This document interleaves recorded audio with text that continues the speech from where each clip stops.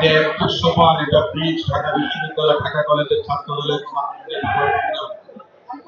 নেতা কর্মীদের যে পদচারণা ছিল ঢাকা বিশ্ববিদ্যালয়, তার ধারাবাহিকতায় শফিউল বারী বাবুর সঙ্গে যে বন্ডিং তৈরি হয়েছিল, সেই বন্ধন কোনোদিন ছিন্ন হবার কথা নয়। শফিউল বারী বাবু আজ আমাদের মাঝে নেই, বর্গমাইলের মধ্যে চলে গেছে। শফিউল বারী বাবু এমন একজন কর্মী ছিলেন, এমন একজন নেতা ছিলেন, আমি যদি বলি অনেকে মনে করবেন অত্যুক্তি, কিন্তু আমার মনে হয় আমাদের দলের যত প্রয়াত নেতারা আছেন সবার সমস্ত অর্জন যোগ্যতা মিলিয়েও শফিউল বারী বাবুর যোগ্যতা অর্জন, কর্মদক্ষতা, সাংগঠনিক বিচক্ষণতা কোনো কিছুই তাকে কোনোদিন খাটো করতে পারবে না। তিনি সবার মধ্যে শ্রেষ্ঠ।